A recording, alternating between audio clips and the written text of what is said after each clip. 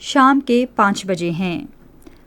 السلام علیکم، یہ ریڈیو پاکستان ہے۔ سمرہ یوسف سے خبریں سنیے۔ اہم خبروں کا خلاصہ۔ وزیر اعظم آج اقوام متحدہ کی جنرل اسمبلی میں اپنے خطاب کے دوران کشمیر اور فلسطین کے تنازعات سمیت علاقائی اور بین الاقوامی امور پر پاکستان کا نقطہ نظر پیش کریں گے۔ شہباز شریف نے امریکی بینکوں کو دعوت دی ہے کہ وہ پاکستان میں بنیادی ڈھانچے، توانائی اور زراعت سمیت اہم شعبوں میں سرمایہ کاری کریں۔ وزیر منصوبہ بندی نے کہا ہے کہ حکومت مصنوعات سازی اور برآمدات میں اضافے کے لیے مختلف شعبوں میں براہ راست بیرونی سرمایہ کاری بڑھانے پر کام کر رہی ہے۔ سعودی عرب نے مسئلہ فلسطین کے 2 ریاستی حل پر عمل درآمد کے لیے ایک عالمی اتحاد بنانے کا اعلان کیا ہے۔ اور اب خبروں کی تفصیل۔ وزیر اعظم شہباز شریف آج نیو یارک میں اقوام متحدہ کی جنرل اسمبلی کے 79ویں اجلاس سے خطاب کریں گے۔ وزیر اعظم اپنے خطاب میں جموں کشمیر کے تنازع اور فلسطین سمیت عالمی اور علاقائی اہمیت کے مسائل پر پاکستان کا موقف اجاگر کریں گے۔ وہ عالمی امن، سلامتی اور خوشحالی کے فروغ میں اقوام متحدہ کے کردار کے لیے کثیر جہتی کوششوں کی حمایت کے لیے پاکستان کے پختہ عزم کا اعادہ کریں گے۔ دفتر خارجہ کی ترجمان ممتاز زہرا بلوچ نے اسلام آباد میں ہفتہ وار نیوز بریفنگ میں کہا کہ پاکستان جنوبی ایشیا میں پائیدار امن و استحکام کے لیے مسئلہ کشمیر کے حل کی اہمیت کو اجاگر کرتا رہے گا۔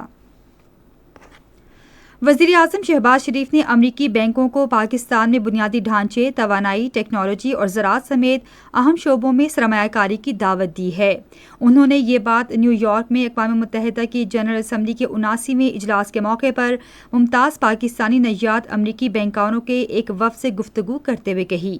وزیر اعظم نے وفد کو معیشت مستحکم کرنے اور پاکستان کے لیے غیر ملکی سرمایہ کاری راغب کرنے کے لیے اپنی حکومت کے اہم اقدامات کے بارے میں بتایا، جن میں ٹیکس کے دائرہ کار کو توسیع دینا، کاروبار میں آسانی اور ریاستی ملکیتی اداروں میں جاری اصلاحات شامل ہیں۔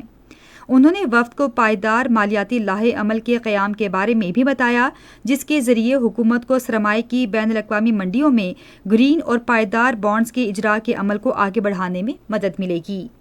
وفد نے حکومت کی پالیسیوں کو سراہا جو پاکستان میں بڑے پیمانے پر معاشی استحکام کے حصول میں سود مند ثابت ہوئی ہیں۔ وفد نے مصنوعات سازی کے شعبے، خصوصاً چھوٹے اور درمیانے درجے کی صنعتوں کی ترقی کے لیے حکومت سے تعاون کرنے میں گہری دلچسپی ظاہر کی۔ منصوبہ بندی اور ترقی کے وزیر احسن اقبال نے ملک میں پائیدار اقتصادی ترقی یقینی بنانے کے لیے برآمدی شعبے کو بہتر بنانے پر زور دیا ہے۔ انہوں نے آج اسلام آباد میں ایک اجلاس سے خطاب کرتے ہوئے کہا کہ معیشت مستحکم کرنے کے لیے 8% کی اوسط شرح کے ساتھ پائیدار ترقی کی ضرورت ہے۔ انہوں نے کہا کہ غیر ملکی براہ راست سرمایہ کاری اور ہر شعبے میں پیداوار میں اضافہ حکومت کی ترجیح ہے۔ منصوبہ بندی کے وزیر نے کہا کہ موجودہ حکومت کی دانشمندانہ پالیسیوں کی بدولت سرمایہ کاروں کا اعتماد بحال ہوا ہے۔ یورپی یونین سیلاب سے متاثرہ افراد کی بحالی کے لیے پاکستان کو انسانی ہمدردی کی بنیاد پر امداد کی مدد سے میں 7 لاکھ یورو فراہم کرے گی۔ یہ امداد زیادہ تر متاثرہ علاقوں بالخصوص بلوچستان، خیبر پختونخوا، پنجاب اور سندھ کے ضرورت مند افراد کی فوری ضروریات پوری کرنے میں دے گی۔ یہ اعلان تاہینی تھماگوڈا کی جانب سے سامنے آیا، جو پاکستان میں یورپی یونین کی انسانی امداد کے پروگراموں کی نگرانی کرتے ہیں۔ یہ امداد تارکین وطن کی بین الاقوامی تنظیم اور international federation of red cross اور ہلال احمر سوسائٹیز کے ذریعے فراہم کی جائیں گی۔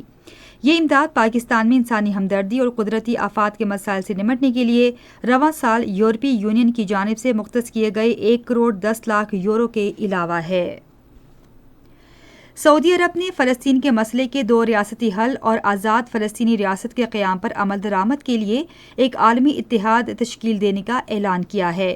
یہ اعلان اقوام متحدہ کی جنرل اسمبلی کے اجلاس کے موقع پر نیو یارک میں عرب لیگ، اسلامی تعاون تنظیم اور ناروے کے اجلاس کے دوران سعودی وزیر خارجہ شہزادہ فیصل بن فرحان نے کیا۔ شہزادہ فیصل نے کہا کہ یہ اقدام عرب اور یورپی ممالک کی مشترکہ کوششوں کا حصہ ہے، جس کا مقصد منصفانہ اور پائیدار امن کے لیے ایک مستقل منصوبہ ترتیب دینا ہے۔ 2 ریاستی حل پر عمل کے لیے عالمی اتحاد ریاض میں ہونے والے اپنے پہلے اجلاس میں آزاد فلسطینی ریاست کے قیام کے لیے مدد طلب کرے گا۔ پاک فوج کے حوالدار مقبول احمد نے ایران میں body building and fitness challenge کی عالمی چیمپئن شپ میں کانسی کا تمغہ جیت لیا ہے۔ باڈی بلڈنگ کی 78ویں بین الاقوامی چیمپئن شپ میں 128 ممالک کے کھلاڑیوں نے اس میں حصہ لیا۔ قومی چیمپئن حوالدار مقبول احمد کی کامیابی ملک کے لیے باعث فخر ہے۔